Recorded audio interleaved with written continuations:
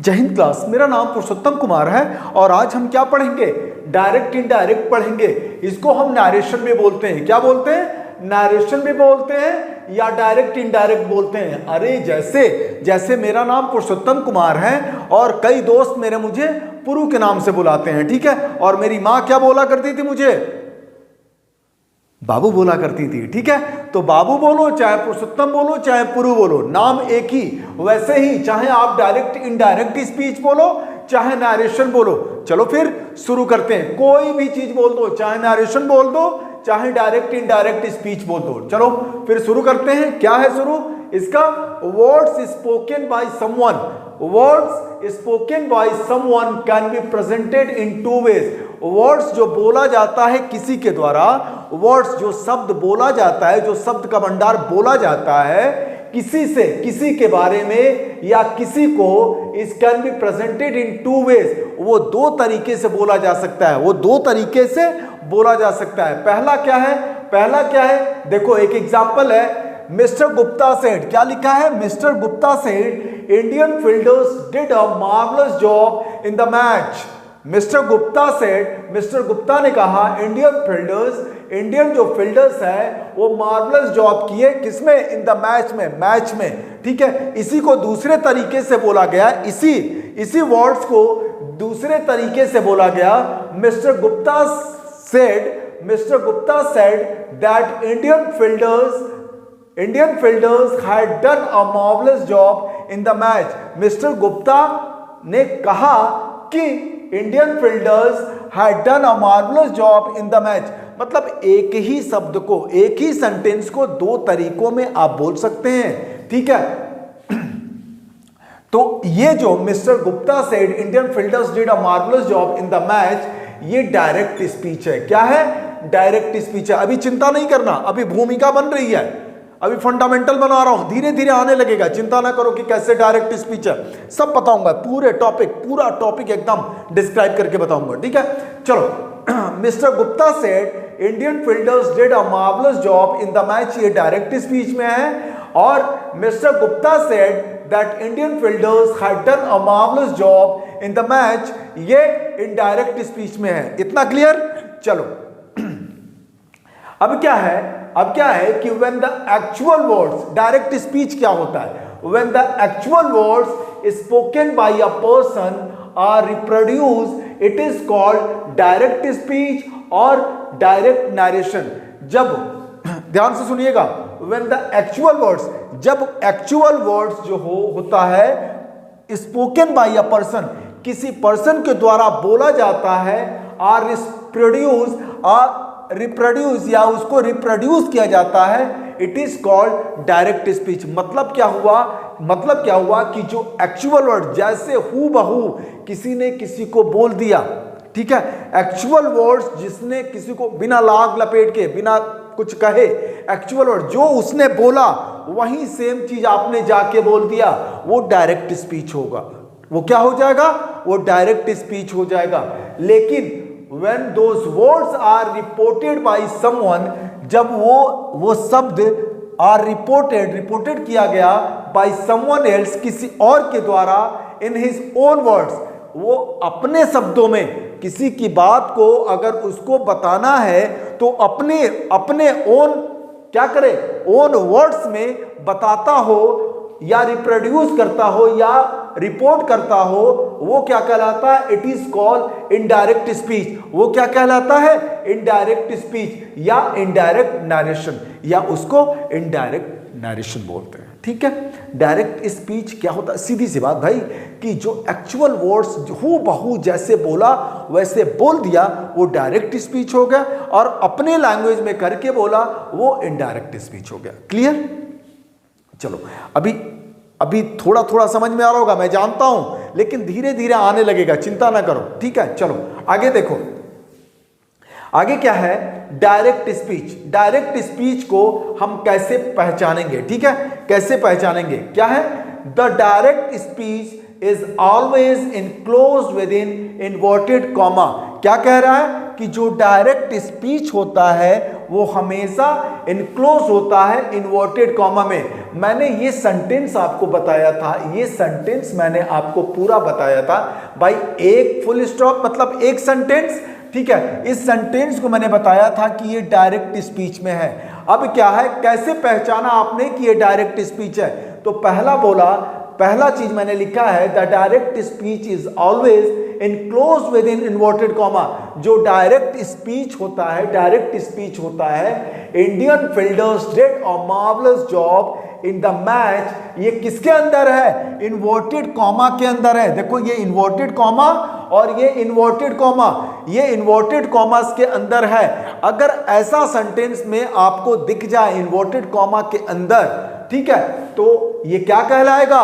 Direct speech में है। अगर आपको पहचानने के लिए कोई सेंटेंस दे दिया जाए कि भाई ये डायरेक्ट स्पीच में है कि इनडायरेक्ट स्पीच में है, तो आपको बोलना है, आपको अपने दिमाग में काउंट करना है कि भाई ये इन्वर्टेड कॉमा के अंदर है, तो ये क्या हो जाएगा? Direct speech. ठीक है, इतना क्लियर? अब क्या कह रहा है कि a comma is used to separate the direct speech from the reporting verb. अब ये रिपोर्टिंग वर्ब और रिपोर्टेड स्पीच क्या होता है, ये मैं आपको बताना चाहता हूं। ठीक है, इस चीज को समझने से पहले आप ये चीज समझिए कि रिपोर्टिंग वर्ब क्या होता है और रिपोर्टेड स्पीच क्या होता है। डायरेक्ट स्पीच में है तो मिस्टर गुप्ता सेड जो कामा के इधर है, इसको बोलते हैं रिपोर्टिंग वर्ब। क्या बोलते हैं इसको? Reporting verb. ठीक है, और जो इन्वर्टेड कॉमा के अंडर में रहता है, जो इन्वर्टेड कॉमा के अंदर डायरेक्ट स्पीच रहता है, ठीक है, वो क्या कहलाता है? Reported speech. ये रिपोर्टिंग वर्ब, ये रिपोर्टेड स्पीच। ठीक है जी, रिपोर्टिंग वर्ब, रिपोर्टेड स्पीच। इतना क्लियर? चलो अब ये वाला सेंटेंस देखो, इससे और क्लियर होगा। क्या कह रहा है कि a comma is used to separate.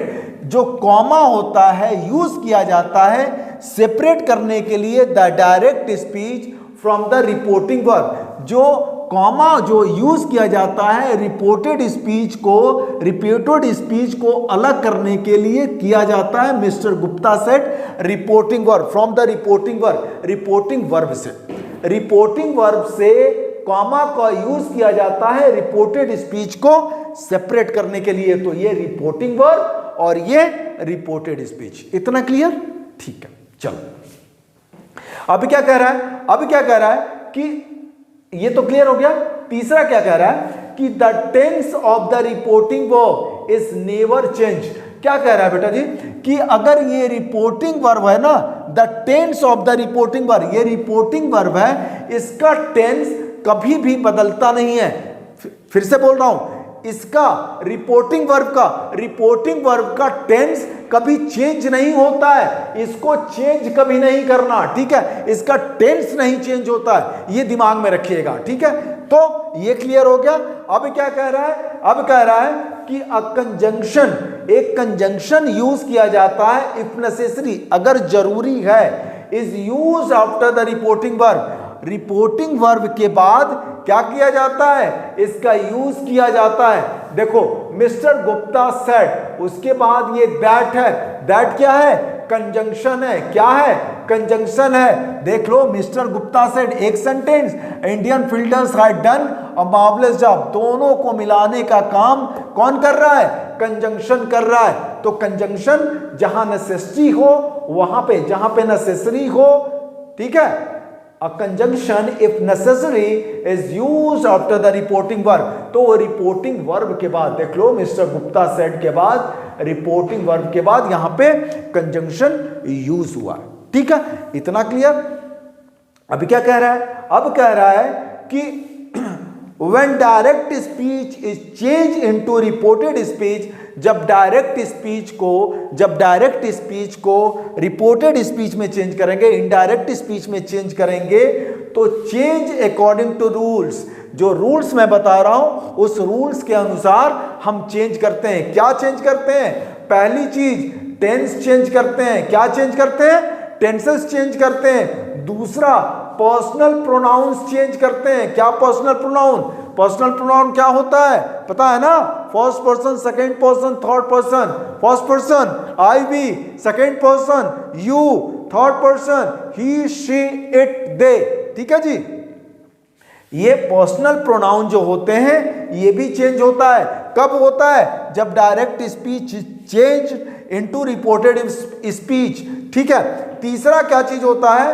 Words denoting nearest of time, जो टाइम के नियरेस्ट डिनोट कर रहा है सब, जैसे टुडे, टुडे का दैट, नाउ का देन, या नियरेस्ट ऑफ पोजीशन, जो पोजीशन के नजदीक होता है, जैसे दिस, दिस का दैट, हियर का देयर, और ये ईटीसी लिखा है और सारा चीज बताएंगे। अभी भूमिका मैंने आपके लिए तैयार किया कि भाई ये चीज होता है। देखो अभी मैं रूल्स के अनुसार आपको पढ़ा रहा हूं, ध्यान दीजिएगा। अभी मैं रूल्स के अनुसार पढ़ा रहा हूं, इसके बाद जब पूरा पढ़ा लूंगा तो लॉजिक का दूंगा कि दिस का दैट क्यों होता है, टुडे का दैट डे क्यों होता है, सारा चीज एकदम लॉजिक से बताऊंगा। ठीक है। अभी मैं आपको रूल्स के अनुसार पढ़ा रहा हूं। 10th 12th वाले बच्चे को 2 नंबर चाहिए, 2 से 3 नंबर आता है उनके बोर्ड के एग्जाम में। और ये चैप्टर मैंने इसीलिए उन्हीं के लिए चालू किया हूं क्योंकि वो बोल रहे थे मुझे कॉलेज में कि सर ये पढ़ा दो आप। ठीक है। चलो तो ये पढ़ाना शुरू कर दिया हूं। ये एक एक करके आपको पूरा खत्म करेंगे, नरेशन, उसके बाद वॉइस खत्म करेंगे। ठीक है। चलो फिर इतना क्लियर हो गया। अब मैं आपको अगले टॉपिक में मतलब अगले वीडियो में बताऊंगा rule for the change of tenses. जो रूल होता है टेंस को चेंज करने के लिए, भाई टेंस चेंज हो रहा है ना, तो रूल्स बताऊंगा कि कब चेंज होता है, कब नहीं चेंज होता है, किससे चेंज होता है। ठीक है। इतना क्लियर हो गया कि डायरेक्ट स्पीच कैसे पहचानेंगे, इनडायरेक्ट स्पीच कैसे पहचानेंगे। क्या डायरेक्ट स्पीच एक्चुअल वर्ड्स बोले जाते हैं, इनडायरेक्ट स्पीच कैसे बोले जाते हैं। ठीक है। कुछ अपने वर्ड्स में बोल दिया जाता है। when those words are reported by someone else in his own words, it is called indirect speech। ठीक है। चलो फिर, थैंक यू सो मच, जय हिंद।